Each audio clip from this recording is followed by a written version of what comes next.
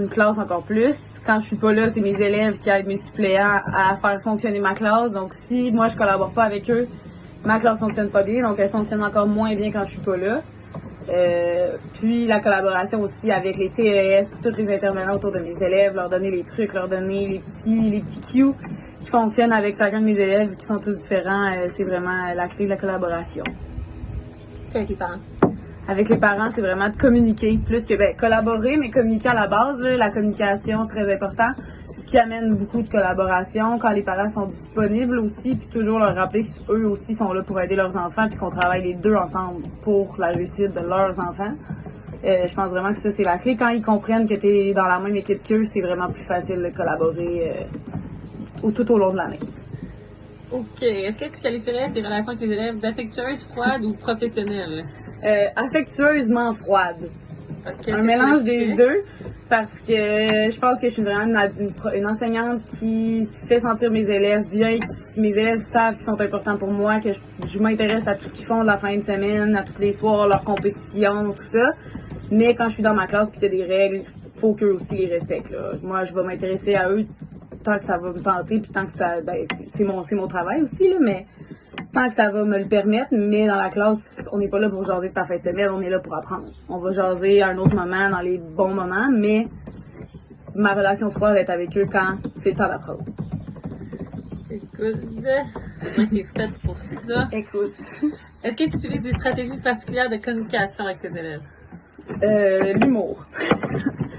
L'humour, tout passe bien par l'humour, tant des avertissements, des grosses interventions. C'est sûr que là, quand c'est des dossiers sérieux, l'humour prend un peu le bord. Mais quand c'est des interventions plus à la blague, de écoute-moi à la place de parler pendant que je parle, ça on vit ça en humour pour pas amener de la confrontation. Est-ce que tu penses que une relation difficile avec un élève peut avoir un impact sur ses résultats scolaires, sur sa motivation ou sur sa relation avec les autres élèves? Oui, 100%. Ça affecte la vision que les autres élèves ont de lui, ça vient affecter la vision que les autres intervenants ont de lui. Moi, j'ai des intervenants dans ma classe qui interviennent tout le temps négativement avec certains de mes élèves, soit en dehors de la classe, dans les corridors, à l'extérieur. Fait que intervenir positivement dans la relation d'aide dans ma classe, c'est vraiment difficile pour eux. Fait que c'est important d'avoir des moments positifs avec tout le monde. Parce que des moments négatifs, ça vient vraiment ternir. Puis l'enfant s'en souvient vraiment beaucoup. Et quand après ça, il a besoin d'aide, il lèvera plus la main, il viendra plus demander d'aide. Puis il voudra pas revivre de négatif. Fait que c'est sûr que ça vient tout jouer dans sa sphère académique et scolaire, là. Est-ce que tu poses des actions concrètes pour bâtir des relations avec les élèves? J'imagine que oui, je peux pas te nommer parce que je pense que oui. Là, dans ma journée de tous les jours, là, c'est sûr que oui. Mais je sais pas qu'est-ce que je fais concrètement, là. J'essaie, c'est ma priorité numéro 1 au début septembre, avant les apprentissages. Fait que c'est vraiment au début de l'année, là, en partant, c'est le lien. Puis si j'ai pas de lien avec mes élèves, je peux pas partir mon année, là. Est-ce que tu crois que chacun de tes élèves a autant de chances de réussir? Non. Tout part du milieu familial. Si j'ai des élèves où le milieu familial valorise l'école, où le milieu familial est sain, où il y a personne qui crie, où il y a personne qui fait du bruit à 2h du matin. J'ai des élèves qui ont pas beaucoup de sous, fait que ces élèves-là, c'est sûr que les sous, même eux, ça les affecte, là. Ils pensent tout le temps aux sous. J'en ai on sait pas qu'est-ce qu'ils mangent pour souper. J'en ai qui sont sortis de leur maison 2 fois par année puis qui sont chippés dans des familles d'accueil, que leurs parents leur disent qu'ils vont revenir chez eux à Noël, qui retournent en famille d'accueil. J'ai des enfants qui prennent leur médication 1 fois sur 2. Fait que c'est sûr que non, j'ai pas d'élèves qui ont toutes les mêmes chances, pas du tout. Puis est-ce que tu penses que tu les fais sentir comme s'ils avaient toutes les mêmes chances? Oui. Parce que tout le monde est capable de réussir dans ma classe, mais avec les moyens qu'ils ont besoin d'avoir. Parce que c'est sûr que personne a la même force, personne n'est égal là, de niveau académique. J'ai des 100% puis j'ai des 30%. Là, donc c'est sûr que ça varie. Est-ce que tu utilises des stratégies pour motiver les élèves? Je pense que ma gestion de classe en soi, mon lien avec eux et ma façon de les motiver parce que ils savent très bien que quand on travaille, après, on peut avoir du fun. On est capable d'avoir du fun notre jeudi après-midi, notre vendredi après-midi, dans nos projets. On a des projets de maths qui sont sur Minecraft, on a des projets d'univers social qui sont sur Minecraft. On a des projets qui vont dans les autres classes, etc. Donc, ouais, c'est vraiment... faut apprendre, mais faut aussi avoir du fun puis les motiver. Fait que je pense que l'approche pédagogique est importante là-dedans.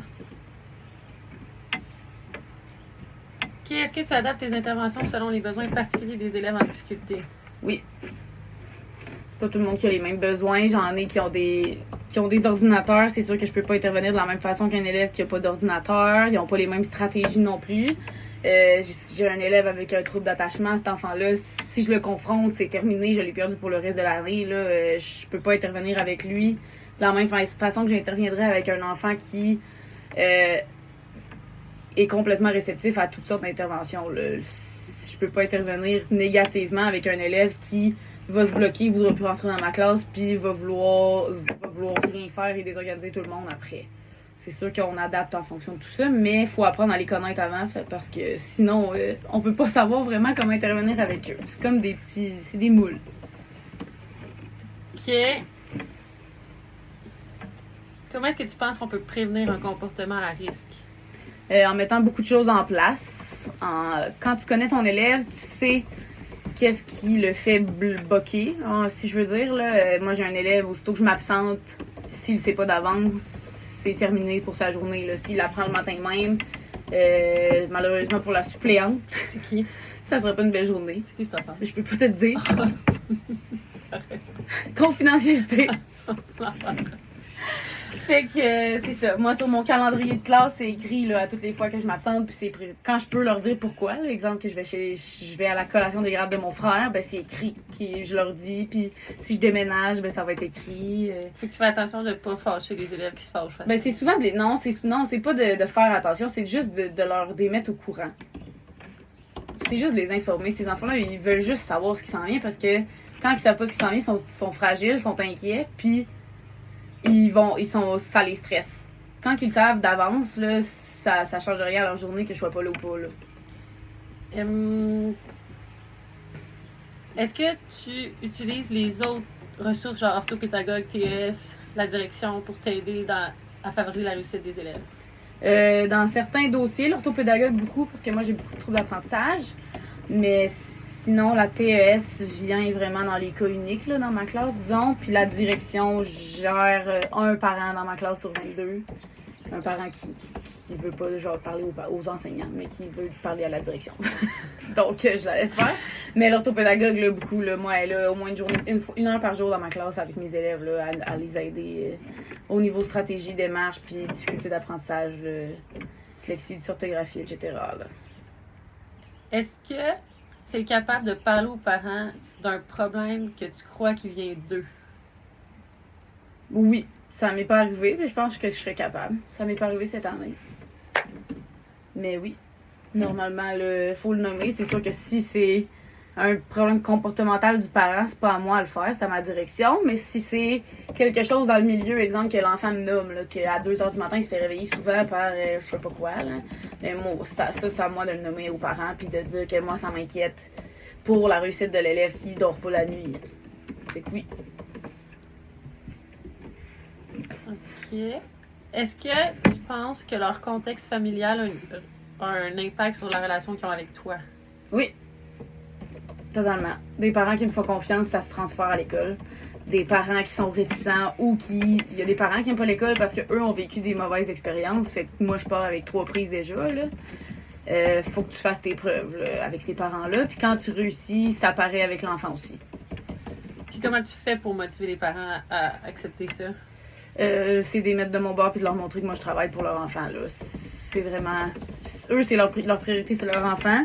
Si moi, je suis capable de leur montrer que moi, je suis là pour travailler avec votre enfant puis l'amener à réussir plus puis mieux, ben là, je pense que mon bout de chemin est fait puis à un moment donné, je peux pas les forcer non plus, mais je peux leur tendre un bras, là. OK. Comment est-ce que tu exprimes ton sentiment de confiance envers la réussite des élèves à tes élèves? Je leur dis que c'est les meilleurs. En bas? Je leur dis tout le temps. C'est les meilleurs. Puis que moi, il y a personne qui réussit pas dans ma classe, même si des fois ils réussissent pas, puis c'est pas vrai.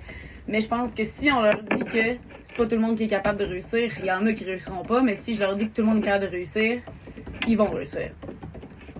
puis eux, au point où ils vont avoir le sentiment de réussir, puis ils vont être en moins grand échec. J'ai des 58, des 59 de temps en temps, mais j'ai jamais eu de 30%, des 40% là, de façon stable là, dans ma classe. Là. Est-ce que tu planifies des stratégies pour que tout le monde réussisse? Dans notre école, on en a beaucoup de stratégies. Là, on travaille en cible et en école collaborative. Donc oui, pour que tout le monde tout ce qui est lecture, écriture, tout le monde a des stratégies, tout le monde a des formules de façon de fonctionner, de répondre à des questions, des démarches. Tout le monde a les mêmes façons de fonctionner. Fait qu'au fil du temps, plus tu chemines dans tes années, plus tu as les mêmes habitudes, plus que ça rentre puis que c'est facile à utiliser comme stratégie. Là. OK. Là, ça revient un peu à la même chose que tantôt, mais il y a quand même une petite distinction. Là. Est-ce que des fois, ça t'arrive de pas être en accord avec la gestion des parents, puis c'est pas l'enfant qui chiale, mais que toi, tu trouves que ça n'a pas de bon sens quand ils gèrent leur enfant, puis que tu dois intervenir? C'est pas à moi d'intervenir, à mon avis, dans ce temps-là, c'est à la direction. Surtout si l'enfant dans ma classe, il va bien. C'est pas à moi de gérer ça, c'est vraiment la direction. J'envoie les parents vers la direction souvent. Si c'est eux qui me lancent si c'est les parents qui ouvrent la porte à ça, je les dirige vers la direction. Ou si c'est moi qui vais ouvrir une porte, c'est sûr que c'est pas moi qui vais les appeler pour ça, c'est la direction. Là. Okay. En début d'année, en fin d'année, est-ce que tu communiques des choses aux parents, mettons, avant qu'ils viennent, pour pas qu'ils chialent ou genre les prévenir d'avance de certains plans ou je sais pas trop, tu parles de plan d'intervention tantôt? Moi, je leur parle à tous les jours. Pas à tous les jours. S'il y a quelque chose, là, exemple, là, cette semaine, j'ai une élève qui n'a pas utilisé son outil pour se faire lire son texte. Elle leur dit. Moi, j'ai écrit à sa mère. J'ai écrit à sa mère que j'avais un peu chicané sa fille, mais dans l'humour, là, j'étais juste déçue qu'elle me l'ait pas dit, fait qu'on va le refaire, tu sais. Mais elle a eu 50 à cause qu'elle l'a pas utilisé, fait que c'est sûr que ça affecte sa note. Moi, le parent qui va voir un orange arriver, parce que nous, on donne des couleurs, là, et non des notes. Qui donne qui voit un 50 arriver à la maison puis qui est habitué à 70, là, il va faire un petit peu un saut si j'écris pas. Mais des fois, je leur écris pas non plus parce qu'ils sont capables de comprendre par le résultat du travail de leur enfant. Là. Puis maintenant, est-ce que tu leur envoies des plans de cours ou genre... Non. Genre, mettons en début d'année, je sais pas? Okay. Non. Les gens font ça en général? Non. Puis est-ce que tu les rencontres en début d'année? Oui, j'ai une rencontre de parents dans ma classe, voici comment ça va fonctionner, mais le programme, j'ai pas à leur... Genre, mettons, de qu'est-ce que vous faites au jour le jour? Non, ça, je leur envoie des photos sur ma plateforme, puis tout ça, mais sinon... Tu as une plateforme? Oui, il y a une plateforme pour ça qui existe. Puis c'est-tu ta plateforme? Ça existe, là. Il y a Mosaïque, il y en a d'autres, là. Mais c'est pas toutes les profs qui utilisent ça? Non. Toi, tu utilises une plateforme pour envoyer des photos aux parents? Puis pour communiquer avec eux, c'est vraiment... Puis est-ce que tu essaies d'envoyer le plus de trucs positifs possible? Oui, il y a jamais... Dans les photos, il n'y a jamais de négatif, là, parce que c'est vraiment comme une page Facebook, là. Tu sais, c'est vraiment, voici ce qu'on a fait aujourd'hui. Puis dans le positif, ils le voient tous les jours. Puis moi, je donne des points à mes élèves. Fait que quand leur enfant leur point, c'est leur signe que ça a bien été aujourd'hui. Puis mettons qu'il y a eu quelque chose de négatif dans la journée, là, t'écris directement juste aux parents concernés. Ouais, ou sinon, si c'est la TS qui l'a géré, c'est la TS qui va l'appeler. Mais moi, souvent, c'est plus académique que je vais écrire que comportemental. À moins que je m'inquiète de genre la vision de leur enfant, là. C'est que mon élève il cligne des yeux vraiment souvent puis qu'il plisse les yeux pour regarder au tableau. Là, je vais écrire pour savoir y a-t-il un rendez-vous de lunettes prévu bientôt? Parce que là, des choses du genre. Là. Puis est-ce que tu publies tous les jours sur ta plateforme? Non. Des fois, quand non. Mettons, vous faites quand il y a quelque chose à dire. Je trouve ça vraiment beaucoup de travail, mais je comprends. Non, c'est... Est-ce que des fois, tu invites les parents à faire du genre de bénévolat? Mm-hmm. Très souvent. Quand on va en planche à neige, cette année, j'ai fait un projet de construire des traîneaux. Et après ça, quand on va en vélo, partout. Quand j'ai des activités qui demandent plus de gestion de classe ou de gestion d'enfants, j'ai des parents qui viennent à chaque fois. OK. Puis, quelle attitude tu penses que tu pourrais prendre pour améliorer ta relation avec les parents? C'est sûr que moi, à leurs yeux, je suis jeune. Là. Fait que faut vraiment que j'aie une posture stable et forte. Là. Faut pas que j'aille l'air de la petite fille qui sait pas quoi faire, là, parce qu'ils sont tous plus vieux que moi. Les parents, là. Fait que des fois, ils pensent que c'est tout eux qui vont m'apprendre, mais il faut aussi que je leur dise que je sais faire ma job et que j'ai étudié pour la faire, là. Faut vraiment que j'aie une posture froide avec les parents, malheureusement. Mais des fois, plus l'année avance, plus la relation froide, elle change affectueusement froide, là. Parce qu'il faut quand même que tu montes ta posture, mais ta relation avec tous leurs enfants change aussi, fait que tout évolue. Je pense que ça va changer quand tu vas